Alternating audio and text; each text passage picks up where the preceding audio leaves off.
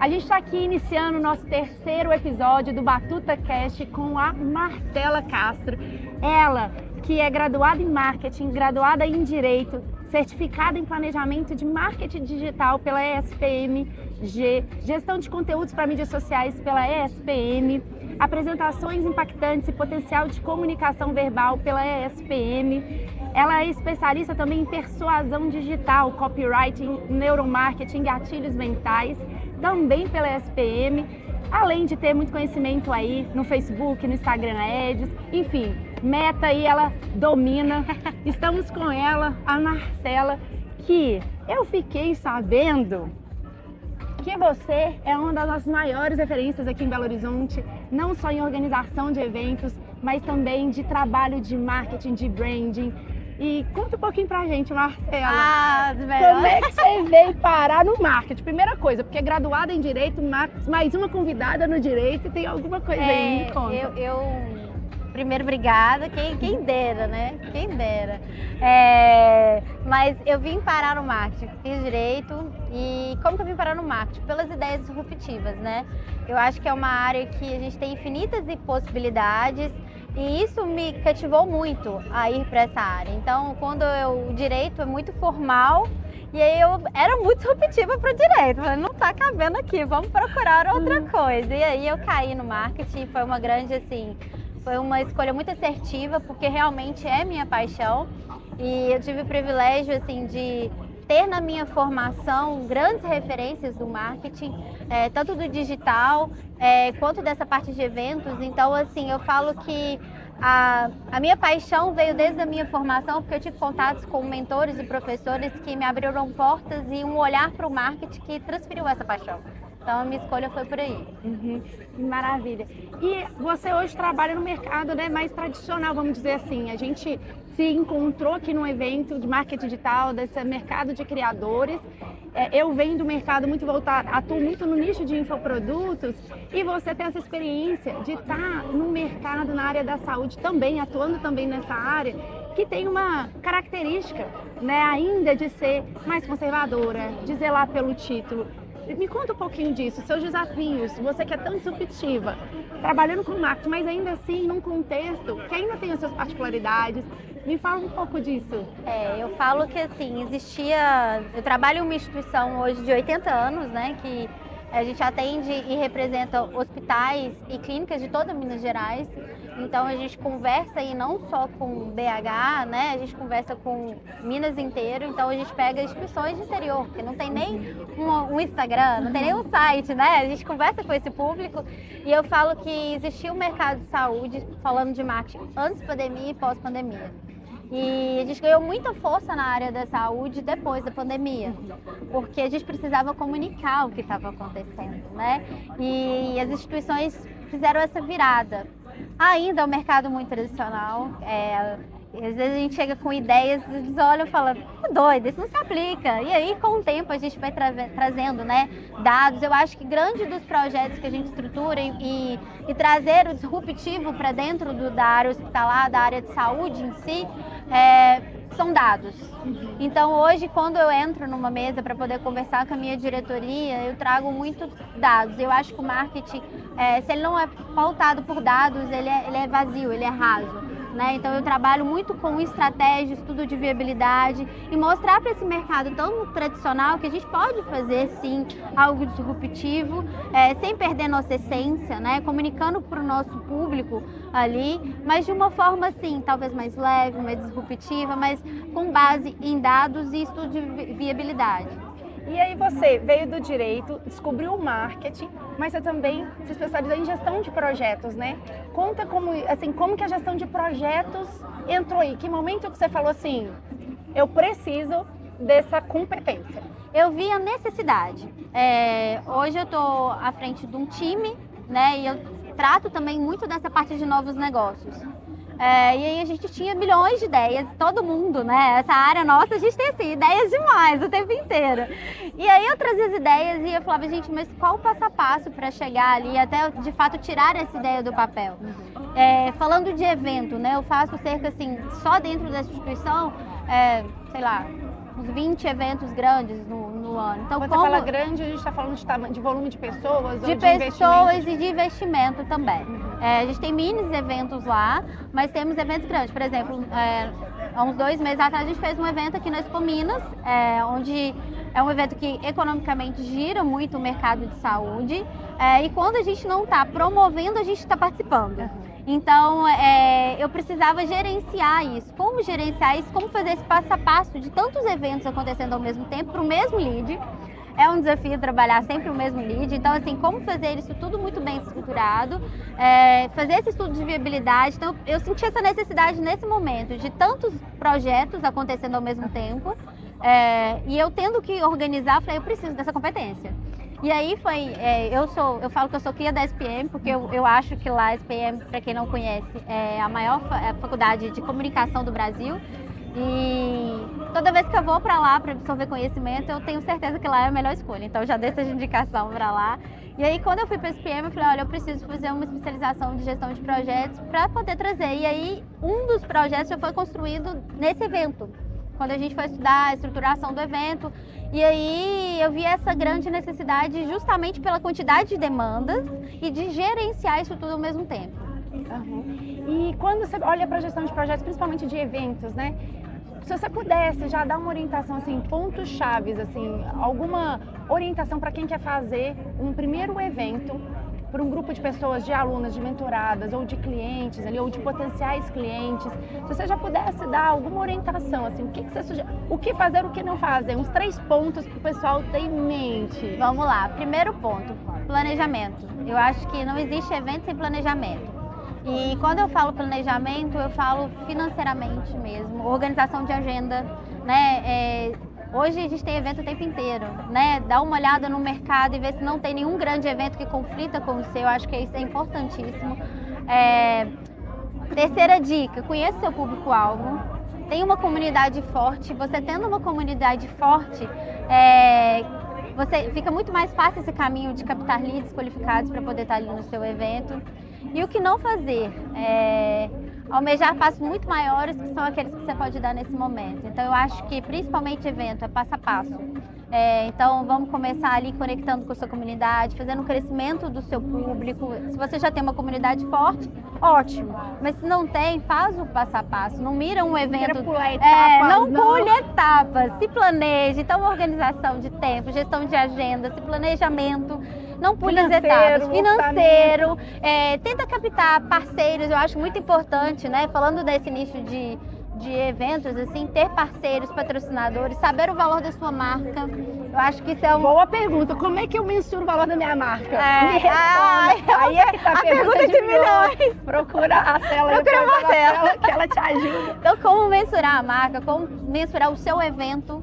Porque às vezes eu falo, às vezes você procurar apoiadores para poder agregar valor ao evento. Às vezes você não tem uma marca ainda tão forte, mas as pessoas que você pode agregar ali vai fortalecendo o seu evento. Então, assim, eu acho que é isso.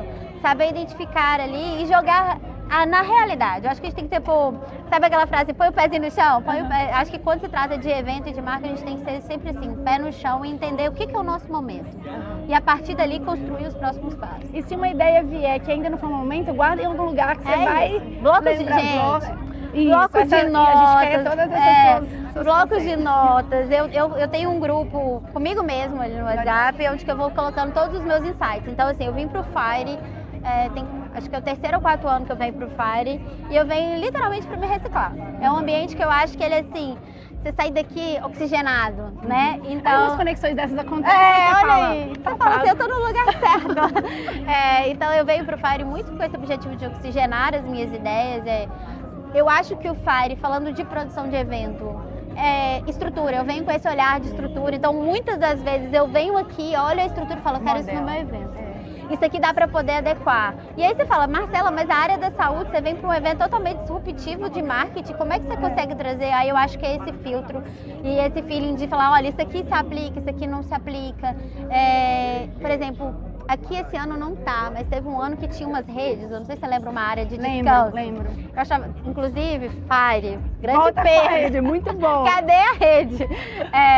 E aí eu falo que eu trouxe essa área de descanso para dentro do meu evento, não com rede, obviamente, a gente não podia trazer. A gente adaptou, né? Mas adaptamos essa área de descanso, esse respiro para dentro do Central Summit que a gente fez, que foi aqui dentro do Expo Minas. Então, muitas das coisas eu venho, além do conhecimento, também ver essa questão de estruturação do evento, que eu acho que é muito discutível. E um ponto muito chave, que eu queria que você falasse um pouquinho, Marcela, a questão de captação de recursos para um evento. E eu também faço um evento anual presencial, né, não só para gestoras de projetos, mas para outras mulheres profissionais do mercado digital que querem desenvolver essa competência, essa habilidade da gestão de projetos, né? E eu percebia que às vezes lá no início a gente às vezes ficava, eu tô começando, então ainda não é o momento. E eu percebi, depois que eu tirei essa trava, eu percebi que tem muita empresa e pessoas abertas para apoiar iniciativas que de fato sejam sérias, que tenham um propósito maior como o nosso, né, de realmente unir, potencializar, dar palco, espaço para outras mulheres também. Sim. Né, conseguirem se comunicar, serem conhecidas, porque a gente tem muito para contribuir aí no nosso mercado. E aí eu comecei a perceber isso, assim. Então, quando você vai fazer um processo de captação, tem alguma orientação? O cliente daquela empresa tem que ser seu cliente? Ou como que a gente pode identificar? Tem alguma sugestão nesse sentido? Olha, eu trato lá dentro da instituição que eu trabalho hoje com parcerias. E aí, como identificar parceiros para evento? Como eu falei, a gente faz assim, um infinito de eventos. Como identificar que aquele parceiro é o que cabe para aquele evento em si?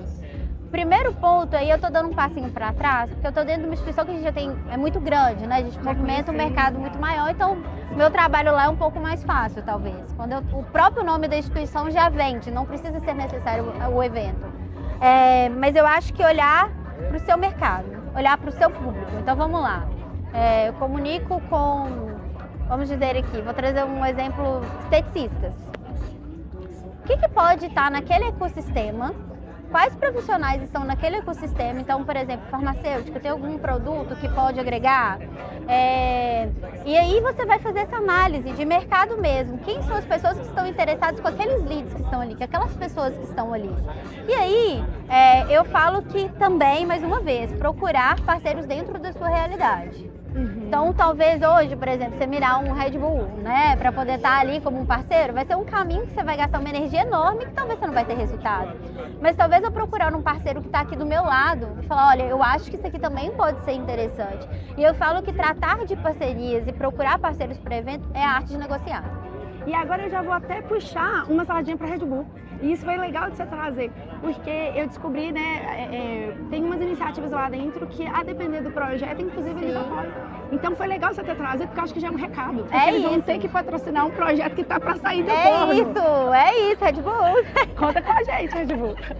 E eu acho isso, eu acho que assim, às vezes, primeira coisa, eu acho que para você vender uma ideia, você tem que ter ela muito bem estruturada. A gente só compra aquilo que a gente acredita. Então, quando eu chego na mesa de um grande hospital, por exemplo, vou citar aqui, esse Central Summit, que foi o evento que a gente fez, um dos patrocinadores foi o Mater Dei. Quando eu apresentei o projeto para o Mater Dei, eu preciso ter uma estruturação sobre aquele projeto, né? Sobre o que eu quero entregar, sobre o que ele vai receber. Eu acho que é muito importante você dar essa contrapartida e ela estar muito clara. Olha, eu vou ter esse espaço, você vai ter essas contrapartidas, o público-alvo que vai estar lá é esse, para a pessoa ver se realmente é aquilo que interessa. Então, eu acho que assim, é procurar, dentro da sua realidade, saber vender bem sua ideia e ter o poder de negociar. Eu acho que o poder de negociar nem sempre é você sair na melhor posição mediante a negociação, né? Eu acho que você tem parceiros que são parceiros para capitalizar, tem parceiros que são parceiros para apoiar e tem parceiros que são parceiros para promover. Ótimo. Então acho que trazer já deu um caminho muito importante. Então, saiba colocar cada um na sua caixinha e o seu poder de negociação vai mediante a isso. Cada caixinha tem um poder de negociação diferente. Maravilha. E Marcela, agora aproveitando, né, imaginando mulheres que vislumbram, né, algum tipo de carreira que elas possam ser mais elas, que elas possam se conectar com o que elas gostam de fazer, de ser, de transcender, por exemplo, foi o seu caso, né? Tem um espaço para você poder realmente colocar o seu DNA ali onde você está. pensando em mulheres que talvez já estejam no digital, mas de que de alguma forma não reconhecem ainda o seu potencial ou não estão se posicionando de fato como as referências que elas são. O que você pode falar para essa mulher que talvez ainda não se coloque em ambientes como esse, que talvez ainda não descobriu na área do marketing, do digital, essa possibilidade de não só de liberdade geográfica muitas das vezes, atuar como PJ, porque tem isso, né? Muita gente às vezes ainda está preso num concurso público, num CLT, e ainda se sente insegura para se colocar como pessoa jurídica. O que você pode falar para essa mulher que ainda não descobriu esse caminho, ou está descobrindo com a gente? Reage, gente. Primeiro Vambora. passo, vamos reagir. Mas assim, vamos lá. Eu falo que o meu profissional, ele me impulsiona muito como mulher. A minha autoestima está muito ligada com as minhas conquistas profissionais. Então hoje, eu poder estar num evento como esse, poder trocar, isso me potencializa como mulher de uma forma. Então eu acho que a primeira coisa é você se encontrar como mulher. Não ter medo, tirar os seus sabotadores, então assim, não ter medo de ser ridícula, sabe? Eu acho que muitas vezes quando a gente liga uma câmera, muitas vezes quando a gente abre uma câmera, as pessoas estão vendo, gente, deixa eu ver, sabe? Não tenha medo da sua potência. Sabe aquela mulher que olha no espelho, aquele dia que você acorda e fala assim, poxa, é essa mulher que você tem que potencializar. E assim, se posicione. Eu falo que o meio que a gente está também, ele contribui muito para quem a gente é. O ambiente realmente ele faz muita diferença. Ele faz muita diferença. Então esteja próximo de mulheres que te exaltam. Eu acho que isso é muito importante. Hoje, a gente não falou um pouquinho sobre vida pessoal, mas trazendo um contexto de vida pessoal, eu sou uma pessoa que tem muitas amigas. Eu falo que as minhas amigas são o meu casamento hoje. Já fui casada, tenho uma filha, mas hoje as minhas amigas são os meus relacionamentos. E a importância delas na vida da gente, assim, de mulheres que nos potencializam. Então hoje o meu bom dia bom dia meninas, e aí, como vocês estão? E é uma ajudando a outra, uma motivando a outra. E aí tem pessoas do meu nicho profissional também, que são referências. Eu tenho mulheres em que eu olho, eu admiro. Eu acho que é isso, aprender a admirar o feminino, aprender a admirar a potência que a gente pode ter e não ter medo de ser potência, porque a gente tem medo de ser potência, porque muitas vezes quando a gente vira potência, a gente tem que abrir mão de coisas que a gente não quer, né? E aí são escolhas. E na hora que você olha e fala assim, gente, essa nova mulher aqui não quer esse lugar. Então acho que é isso. A gente sentar nessa cadeira nossa mesmo. A gente já é muito. A gente já é muito, entende? É só se reconhecer, porque a gente já é muito. E não depender tanto do outro, da validação, né? Não. Então a gente tá aqui pra isso mesmo. Eu falo assim, olha, gravei ontem esses stories falando aqui, tava ali, ó, e gravei. Falei, gente, eu sou muito grata. Há 4 anos atrás, quando a primeira vez que eu escutei falar sobre o Fire, se eu estiver falando muito, você vai me Não, tá tudo certo. A gente tá aqui porque a gente teve um gestor de contas que falou, venha, tem um espaço, registra, comunica, conecte. Eu sou muito grata. Obrigada, Hotmart. Obrigada, time, Fire, Troopers. E é isso, há 4 anos atrás eu trabalhava no regime CLT. E aí, quando eu fiquei sabendo do Fire, não dava para eu vir pro Fire, porque eu não tinha organizado uma agenda, não tinha pedido liberação, dependia disso. Financeiramente, eu descobri, já era assim, uma semana antes do Fire, então já os ingressos já estavam exorbitantes, porque vai chegando no final, outra dica, quer vir pro Fire, se programe, já compra agora. Então já estava com valor alto, para minha realidade da época, estou falando de 4 anos atrás, e aí eu não conseguia vir. E aí eu falei, vou colocar no papel, meta tá aí pra gente alcançar. E aí no próximo ano comprei com antecedência, aí eu já não estava mais no regime CLT, então eu consegui conciliar uma agenda para poder vir. E o outro limitador que geralmente muita gente tem é de vir sozinho. Isso pra mim não é limitador, eu viajo, como se diz, para todos os cantos, para fora, e enfim, eu gosto de viajar sozinha, eu gosto de estar sozinha também. Amo companhia, mas não é o limitador para mim o fato de estar sozinha. E aí vim pro Fire sem ninguém. E eu falo que a melhor experiência que você pode ter muitas vezes é vir para esses lugares sozinha. Porque a gente tem a oportunidade de conhecer. Quando você tá com alguém ali, você acaba ficando muito com aquela pessoa. E quando você vem aberta, eu tô aberta aqui. Ano passado eu tinha um rapaz do República Dominicana que ele estava sozinho. E E eu conheci ele comprando, ele me perguntou uma coisa, eu abracei ele de uma forma e ele me abraçou de uma forma, e a gente teve tantas trocas, que talvez eu tivesse com uma turma muito grande ou com outras pessoas, não que seja um problema, tá, gente? Mas o que eu tô querendo dizer é o seguinte, venha pra esse tipo de ambiente aberto, né? Pra trocar. Olha que legal. Não, né? Eu falo, se tem um lugar que é chave em eventos assim, é o banheiro feminino, você já pensou? É a fila pra comprar algo e é o banheiro feminino. É aquela mulher que você olha e fala assim, e acho que a gente tem que aprender isso, é olhar mulheres com admiração e não com olhar de julgamento. Quando eu te olho, eu falo, nossa, que mulher linda, que mulher interessante. Peraí, deixa eu ver aqui o que eu posso trocar com ela. E aí eu acho que é isso, é ter esse olhar do que eu posso aprender com o outro. E é lembrar que todo mundo aqui tem uma bagagem, todo mundo veio parar aqui por algum motivo. Pode ter certeza que às vezes a solução que você está buscando não tá nem no palco, tá na pessoa do seu lado. Isso, hoje mesmo. Eu sou a louca da programação. Tava com a programação toda fechada, né? Vou chegar lá 11 e pouco, vou ver, tá. Aí o Ciro da Wii. Aí o Ciro, bora.